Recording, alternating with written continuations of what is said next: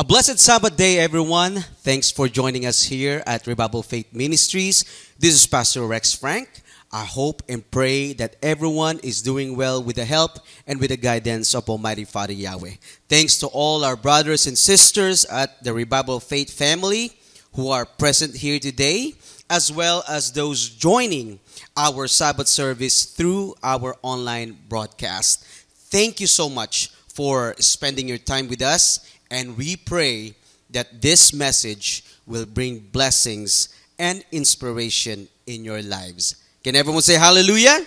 Hallelujah. All right. To start our message today, let's go ahead and open our Bibles to James chapter 1, verse 22 to 25. James chapter 1, verse 22 to 25. And it says, "But be careful to do what Yahweh says in His message. Do not only listen to it. Do not make that mistake. You must obey Yahweh's message. Do not be like a man who quickly looks at his face in a mirror. That man looks at himself, but then he goes away. He immediately forgets what he is really like. So do not just listen to Yahweh's message and then forget it. It is a completely good message that makes people free. Look at it carefully and keep it in your mind. Do what it tells you to do. Yahweh will bless anyone who lives in that way." Can everyone say hallelujah? Hallelujah. Friends, join me as we humble ourselves and pray to Almighty Father Yahweh as we receive His word today. Let us pray. Heavenly Father Yahweh, Father, we come before you with hearts full of gratitude for bringing us together in this place. And as we gather in your presence, we humbly ask you to open our hearts. Please open our minds to receive your teachings. May we feel your presence and be filled with your spirit. We ask, Father Yahweh, that the words shared by your servant speaking today will be blessed by you. Give us the understanding, give us the wisdom to apply these teachings in our lives. Once again, Father Yahweh, thank you for all the wonderful and amazing blessings. All glory, honor, and praise belong to you. And in the name of your Son, our Savior, Yahshua Messiah, we offer this prayer. Hallelujah. Hallelujah. Friends, our message today is entitled, "The Signs of True Believers." Ang palatandaan ng tunay na mananampalataya. Friends, this is a very important discussion, especially for those who desires to follow Abba Yahweh's word wholeheartedly. We need to talk about this because in today's world, many claim to be true believers. However, their actions often contradict their words. Iba po yung ginagawa nila sa kanilang mga sinasabi. So, this brings us to an important question. How can we recognize those who genuinely believe in our Almighty Father Yahweh in today's world?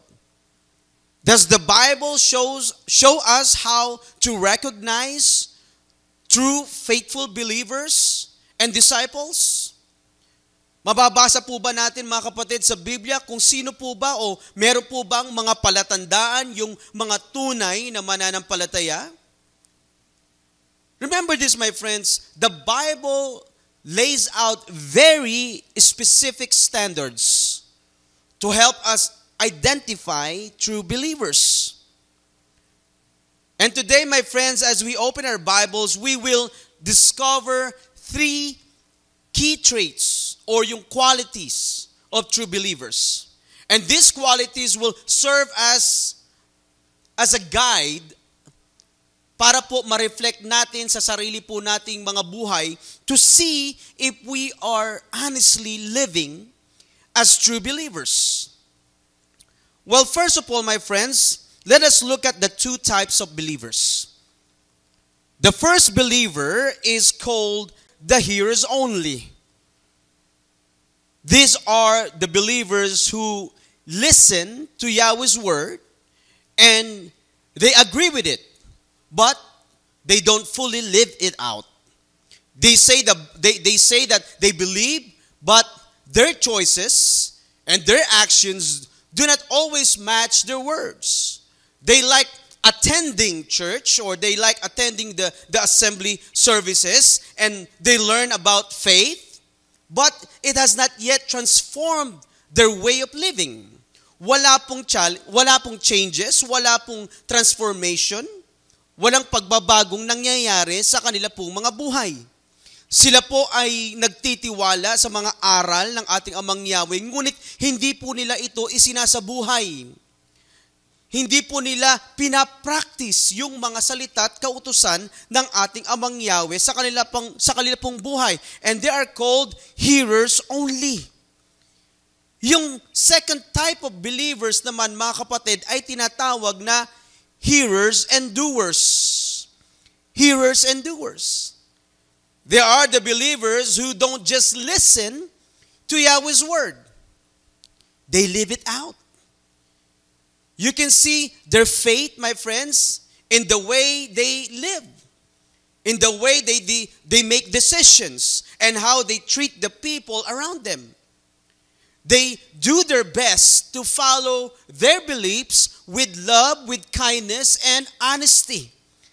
Yan po yung mga hearers and doers. Kahit na may mga pagkakataon na may mga challenges or may mga opposition sa kanilang pananampalataya, they let their faith lead them and they continuously put their beliefs into practice. Sila po, mga kapatid, yung mga hearers and doers. Alam niyo, mga kapatid, nowadays, it is easy. It is easy to say na isa akong mananampalataya. Napakadaling sabihin, mga kapatid, na ako ay isang mananampalataya. Alam mo, mga kapatid, yung ating binasa kanina doon sa opening Bible passage natin, doon sa James chapter 1, verse 22 to 23, ito po ay nagpapaalala sa atin na tayo po ay mag-ingat. Ano po ang sabi, mga kapatid? Sabi niya, but be careful to do what Yahweh says in His message. Do not only listen to it, ang sabi, do not make that mistake. You must, what? Obey Yahweh's message. Wag lang daw nating pakinggan ng mga salita at kautusan ng ating Amang Yahweh.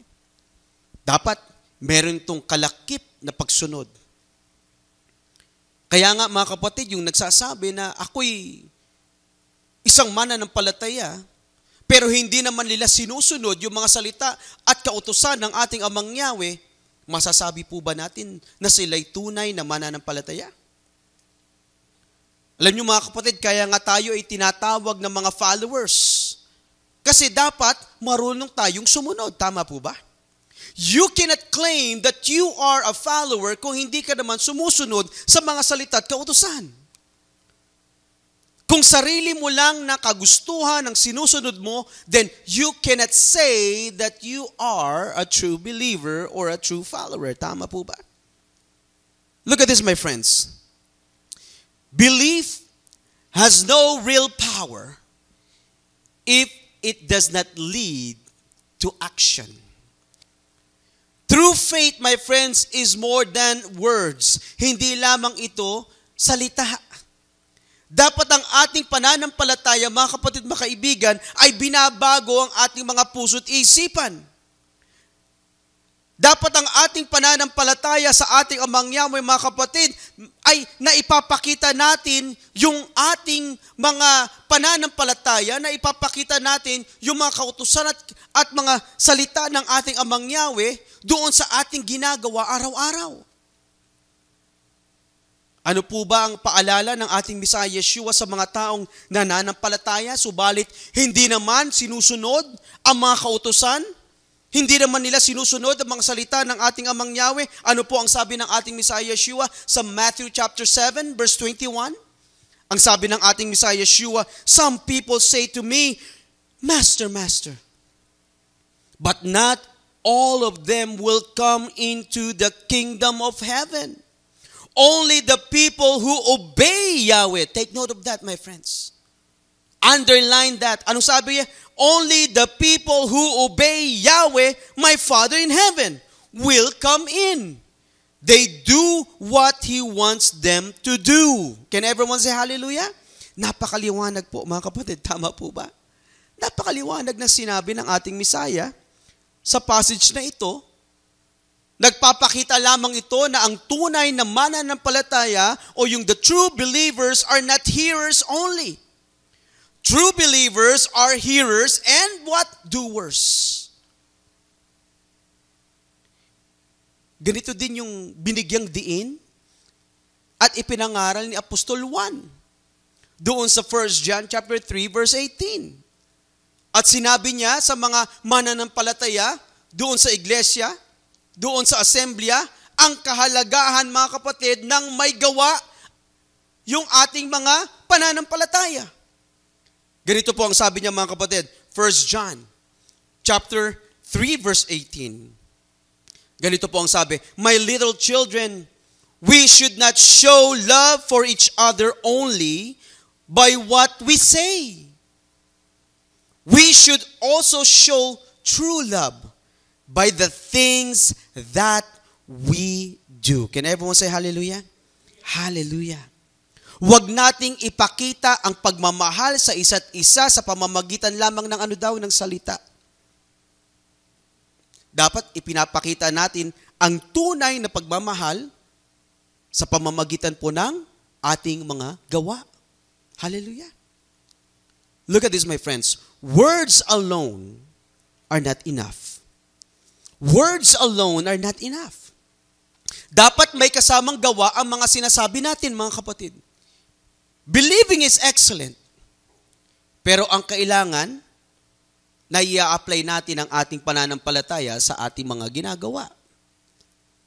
Abba Yahweh, remember this, my friends. Abba Yahweh calls us to go deeper and live as true followers by putting our belief into practice.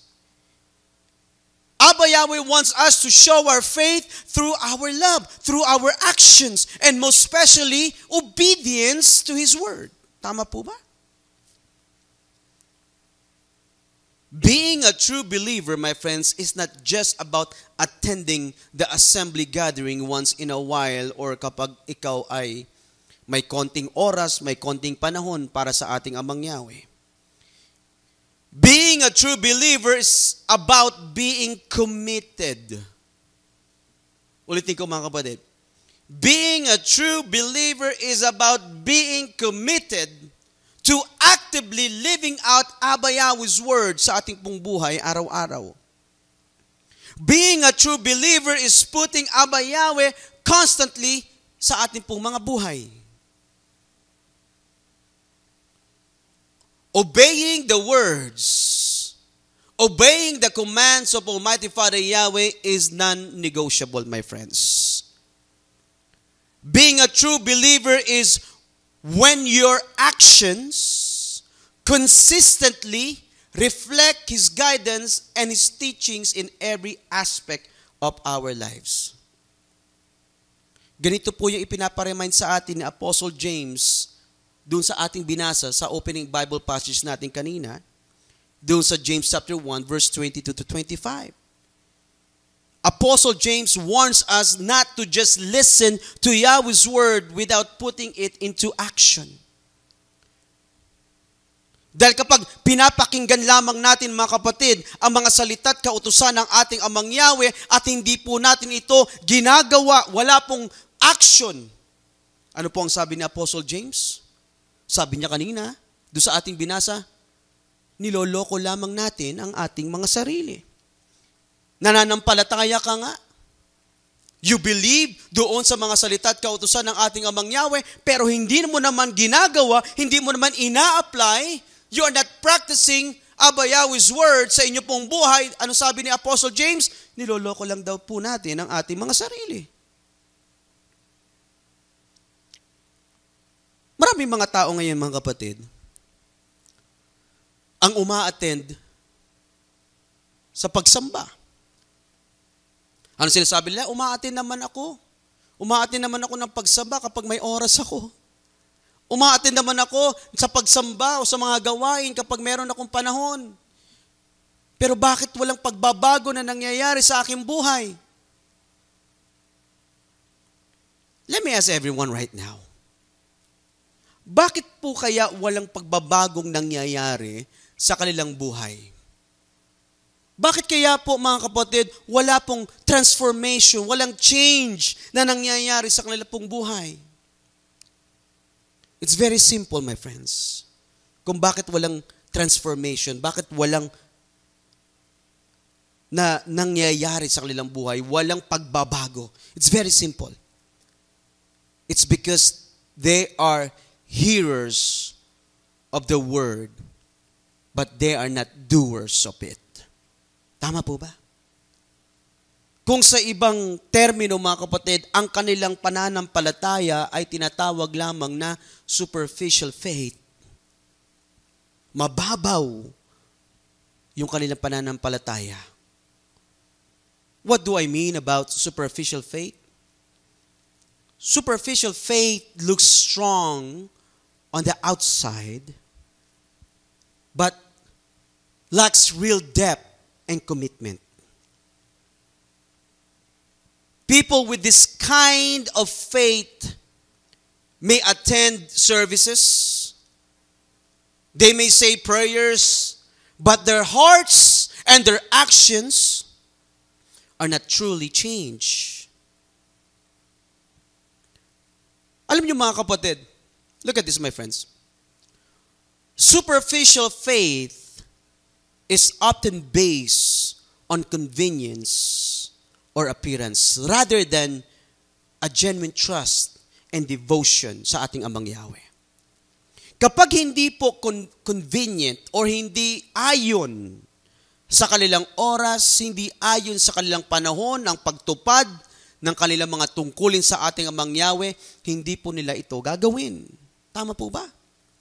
Isinasantabi nila ang para po sa ating Amang Yahweh dahil hindi po ito kumbinyente sa kanila. O wala po silang panahon, wala po silang oras.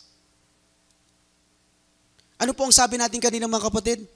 Ang pagsunod sa ating Amang Yahweh dapat sa mga salita't kautusan ng ating Amang Yahweh ay dapat non-negotiable. Ang pagsunod dapat sa mga salita't kautusan ng ating Amang Yahweh dapat non-negotiable.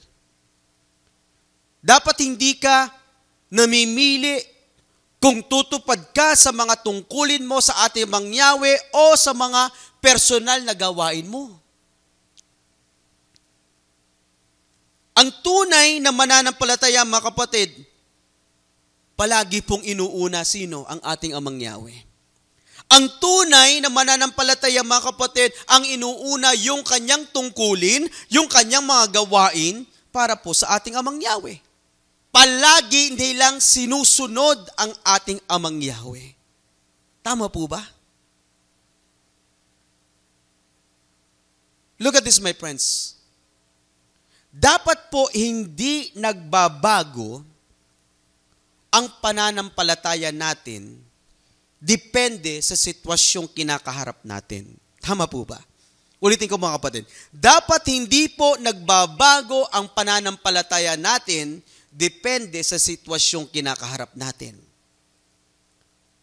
Ngayon, true believers tayo, pero bukas hindi naman dahil may personal na gawain kang gagawin. Dapat hindi po nagbabago. Ano sabi natin kanina mga kapatid? Dapat consistent ang ating pananampalataya sa ating Amang Yahweh. When you are a true believer, my friends, dapat consistent ang pananampalataya. At hindi po ito nagbabago dahil sa mga sitwasyon na nangyayari sa ating kapaligiran. Ano po ang sabi ni Apostle Paul, my friends? Sa 1 Corinthians chapter 15, verse 58, ang sabi niya, "Therefore, my dear brothers, be steadfast, immovable, always excelling in Yahweh's work, knowing that your labor in Yahweh is not in vain. Can everyone say hallelujah? Take note of this, my friends. Take note of the word Apostle Paul used. Ano sabi niya? Immovable. Ano po ang ibig sabihin nito? It means hindi natitinag. Ang ibig sabihin nito, mga kapatid, hindi po nagbabago yung pananampalataya, hindi nagbabago yung pagsunod sa ating Amang Yahweh. Kung ano man po ang mga sitwasyon, kung may problema ka man, kung mayroong mga challenges, may mga difficulties na dumarating sa iyong buhay, dapat hindi nagbabago ang iyong pananampalataya sa ating Amang Yahweh kung isa kang tunay na mananampalataya. Ano man ang maging gawain mo, anuman ang sitwasyon mo sa iyong buhay, anuman ang kinakaharap mo, inuuna pa rin natin ang ating Amang Yahweh at ang kanyang mga gawain sa ating buhay. Can everyone say hallelujah? Hallelujah. Dapat tuloy-tuloy. Dapat hindi nagbabago yung ating pagsunod sa mga salita at kautusan ng ating Ama. And when we practice this with consistency and dedication, amazing changes will take place in our lives. Tandaan po natin yan, mga kapatid. Look at this. Through firm commitment to our faith, we will cultivate the 3 key traits of a true believer. So, pag-usapan nga natin, mga kapatid, kung ano po ba yung mga qualities ng mga tunay na mga mananampalataya. Pag-usapan po natin itong 3 qualities na ito. And let us examine ourselves today, my friends, kung tayo po ba ay may mga katangiang ganito sa ating pong buhay bilang mga mananampalataya. Napakaganda pong pag-aaralan. Alright, the first one, my friends. The first one, true followers possess these 3 qualities. The first one, my friends, is they listen attentively. Second, they apply Yahweh's word sa kanila pong buhay. At yung pangatlo, they display Yahweh's character through their actions. Now, isa-isahin po natin ang 3 qualities na ito, mga kapatid. And let us evaluate yung ating pong mga sarili. Tignan po nga natin, mga kapatid, kung talaga bang tayo'y mga tunay na mananampalataya. Do we possess these 3 qualities, my friends? The first one, ano po yung first one kanina? They listen attentively. They listen attentively. Look at this, my friends. Listening is a fundamental part of being a true believer of our Almighty Father Yahweh. Let me ask everyone right now. Tanong ko po, mga kapatid, sa bawat isa, are you more of a listener or a talker? Are you more of a listener or a talker? Natanong na po ba ninyo sa inyong mga sarili, mga kapatid, kung ikaw ba ay listener or ikaw ba ay talker? Ikaw ba ay palaging nagsasalita o palagi kang nakikinig? I'm not saying that talking is not important, okay? Hindi ko sinasabi na yung pagsasalita ay hindi importante. Hindi ko po sinasabi yan. Hindi po natin binabaliwala yung halaga ng pagsasalita. Mahalaga po, mga kapatid, na marunong tayong magsalita at maipahayag natin ng maayos at tama yung ating mga salubin at damdamin. Tama po ba? I've heard this quotation before. Ang sabi, mga kapatid, good listening is just as effective as good speaking. Good listening is just as effective as good speaking. Kung marunong tayong makinig sa ibang mga tao, magiging maayos po, magiging epektibo ang ating pananalita sa ating mga kausap. Being a good listener is as influential as being a good speaker. Tandaan po natin yung mga kapatid. Kapag marunong tayong makinig ng mabuti, nagpapakita po ito ng respeto sa ating mga kausap at naipaparamdam po natin doon sa ating kausap, mga kapatid, na mahalaga yung kanyang sinasabi. Tama po ba? Ang nais ng ating Amang Yahweh, look at this, ang nais ng ating Amang Yahweh para po sa kanyang mga anak, sa mga tunay na mananampalataya, ay marunong tayong makinig. We must be intentional sa ating pong pakikinig. Especially, my friends, sa pakikinig po natin ng salita at kautusan ng ating Amang Yahweh. Tama po ba? Ano po ang sabi sa James chapter 1, verse 19? Ang sabi, remember this, my dear brothers and sisters, everyone, look at this, everyone should be quick to listen, slow to speak, and should not get angry easily. Hallelujah.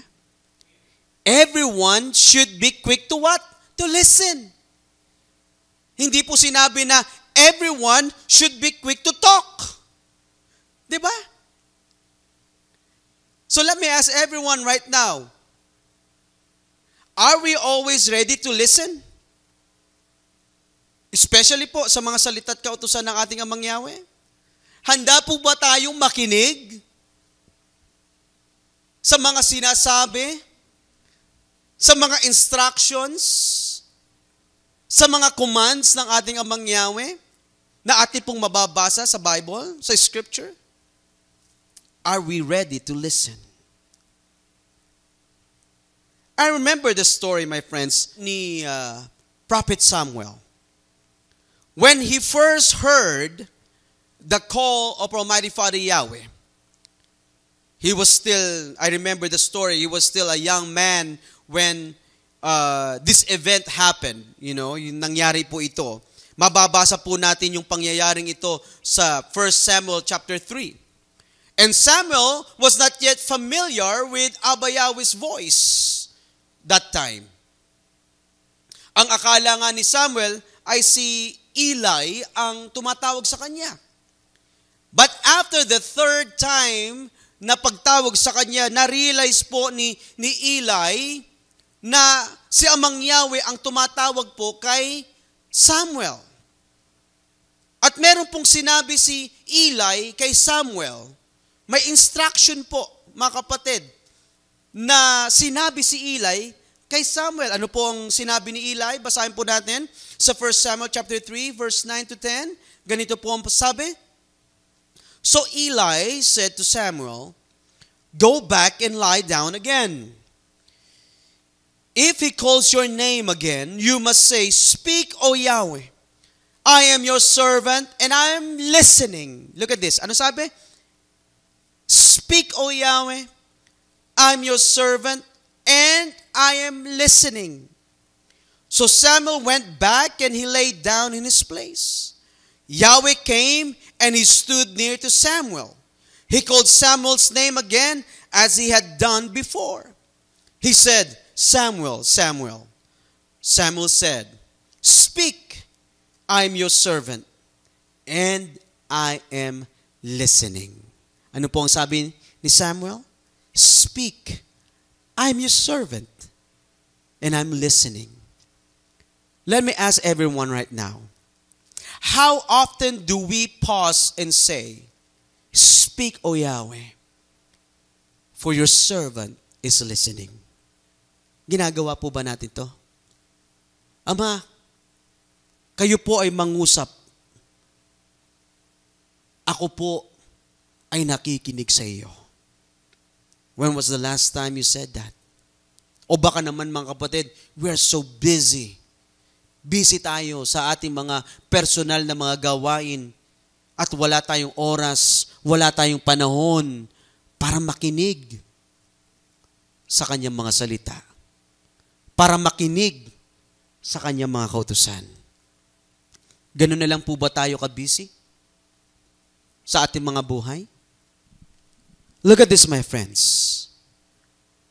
Kung ganun na lang tayo ka-busy sa ating buhay at wala tayong oras at wala tayong panahon para makinig sa mga salita ng ating Amang Yahweh, then this is the time. This is the right time para baguhin po natin ang ating buhay.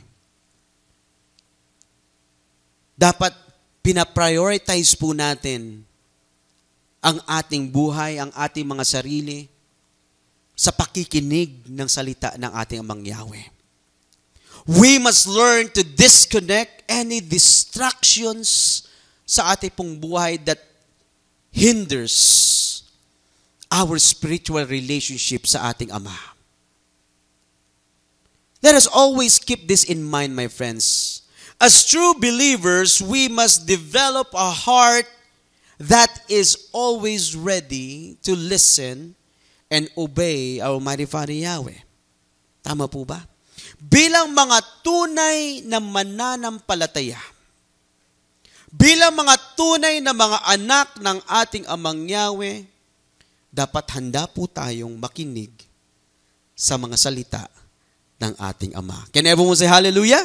Hallelujah. All right, the second quality of being a true believer, my friends, is they apply Yahweh's word. They apply Yahweh's word. Yan yung pangalawang katangian ng tunay na mananampalataya. This is about putting our faith, our beliefs, into action. Dito po pumapasok yung tinatawag na pagsunod, yung importansya ng pagsunod. Hindi dapat lamang yung mga hindi dapat lamang na nalalaman natin yung mga salita at kautusan ng ating Amang Yahweh. Dapat kailangan sinusunod natin ito. Alam nga natin yung mga salita, nababasa nga natin yung mga salita at kautusan ng ating Amang Yahweh, pero kung hindi naman natin to isinasabuhay, baliwala lang ito. Tama po ba? Our Messiah Yeshua, look at this, my friends. Our Messiah Yeshua emphasizes the importance of obedience. Mababasa po natin yan sa Matthew chapter 7, verse 24 to 27, where He tells the parable of the wise and foolish builders. Basahin po natin. Matthew chapter 7, verse 24, at babasahin natin ang verse 26. Unahin po natin yung 24. Sabi nga yan, whoever hears these teachings of mine and obeys them is like a wise man who built his house on rock. Yung 26, ang sabi, whoever hears these teachings of mine and does not obey them is like a foolish man who built his house on sand. The wise builder hears the teachings and he obeys the instructions. Tama po ba? Pero yung isang builder naman, mga kapatid, na tinawag ng ating Messiah Yeshua na foolish, napakinggan nga niya yung salita ng ating Messiah Yeshua, pero anong ginawa? Hindi naman niya sinunod. Kaya nang dumating yung storm, kaya dumating yung bagyo, ano nangyari doon sa bahay ng foolish, mga kapatid? Nagiba, nawasak. Dahil hindi po siya nag-obey. Napakinggan niya, pero hindi niya naman ginawa. Kaya nawasak, nagiba yung kanyang itinayong bahay. The house of the one who listened and followed the teachings remained strong and unbroken. Tama po ba? Friends, a faith built on obedience endures and stands firm against any storm. Tandaan po natin yan.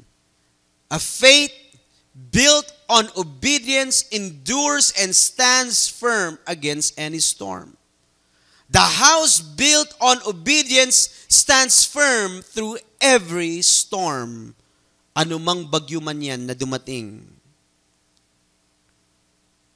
Friends, obedience is a daily choice. Obedience is a daily choice. It's choosing what is right over what is easy. Love over grudges and patience over frustration. It is living in a way that reflects Abba Yahweh's character. His ways. Obedience means letting go of our own plans, our own desires, like the wise man who built on the rock. By aligning with Yahweh's ways, we can create a solid foundation that stands firm in any storm. Can everyone say hallelujah? Hallelujah. Friends, I know that the journey of obedience can be challenging sometimes. However, if we continue to be faithful sa pagsunod, mapapalakas po at mapapatatag ang ating pong spiritual na relasyon sa ating Amang Yahweh. Tandaan po natin mga kapatid, sa pamamagitan po ng ating pagsunod, makaka-experience po tayo ng physical and spiritual na pagpapala na galing po sa ating Amang Yahweh. Can everyone say hallelujah? Hallelujah. Now, let's go to the third and the last quality of being a true believer. They display, yung pangatlo po mga kapatid, they display Yahweh's character. They display Yahweh's character. Ano po ang sabi sa Matthew chapter 5, verse 15 to 16? Ang sabi, nobody lights a lamp and then puts it under a pot. He will put the lamp in a high place. Everybody who is in the house can then see the light from the lamp. You must be sure that your light shines well. Then you will give light to other people. They will see all the good things that you do. Then they will praise Yahweh, who is your Father in heaven. Can everyone say hallelujah? Hallelujah. Friends, remember this. Our actions are powerful testimony o ito yung halimbawa sa ibang mga tao. Sa pamamagitan ng ating mga gawa, sa pamamagitan po ng ating mga actions, we can inspire, we can uplift, we can guide others patungo po sa ating Ama. Kaya dapat po maging intentional tayo mga kapatid sa pagre-reflect natin sa ating Amang Yahweh sa ating pong buhay. Tandaan po natin mga kapatid na even our smallest actions, nakikita po ito ng mga tao. Maaring maging motivation ang mga actions na ito upang makilala nila ang ating Amang Yahweh sa kanila pong buhay. Tama po ba? Friends, when we live with kindness, patience, and humility, we let Yahweh's light shine for other people. When we show Abba Yahweh's character, we become a light that guides others to Him. Tama po ba? Our actions, my friends, show His love. Yung mga ginagawa natin, yung mga gawain natin, ipinapakita natin kung paano ka-compassion, yung pagmamahal ng ating Amang Yahweh. Remember, my friends, our behavior has a powerful impact. Kapag nakikita ng tao sa ating mga gawa o sa ating mga actions na tayo po, mga kapatid, ay puno ng pag-ibig, may patience tayo, may understanding tayo, nakikita ito ng mga taong nakapaligid sa atin at naipapakita natin yung character ng ating Amang Yahweh. Hallelujah! Friends, being a true believer means letting Abba Yahweh's love flow through us. Para po ito maipakita natin at ma-experience ng ibang mga tao ang kabutihan at pagmamahal ng ating Ama sa kanilang buhay. Kaya mga kapatid, hangarin natin. Ang i-goal natin mga kapatid, maging daan ng bawat isa na maipakita yung pagmamahal ng ating Amang Yahweh sa ibang mga tao sa pamamagitan ng ating mga ginagawa.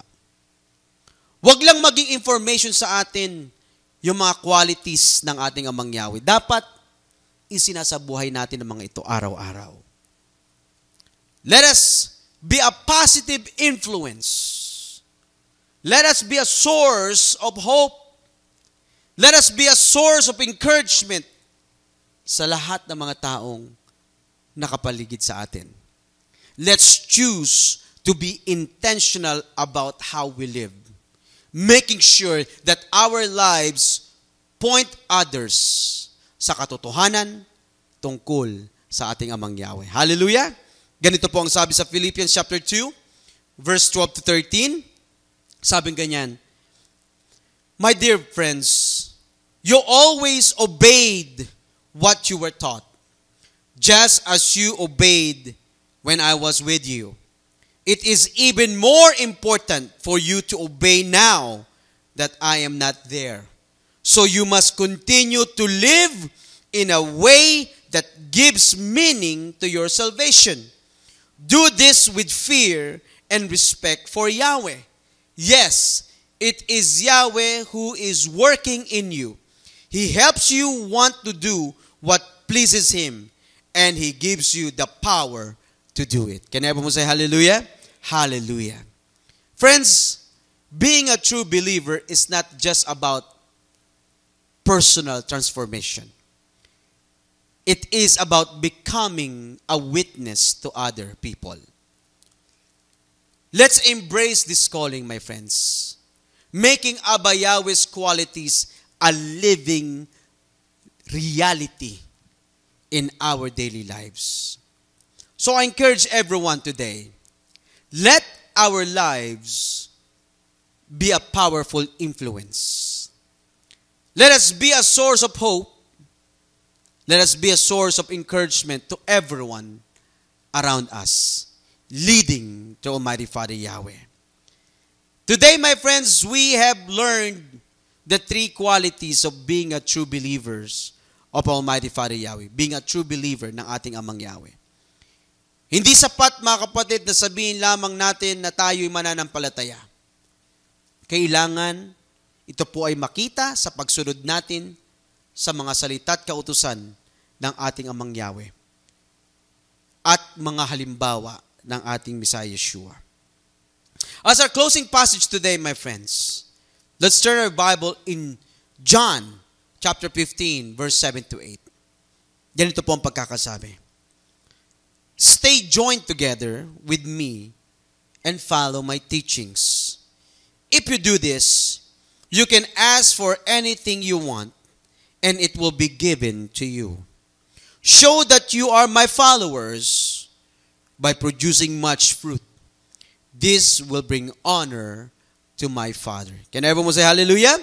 Hallelujah. Friends, let us show His qualities in our daily lives.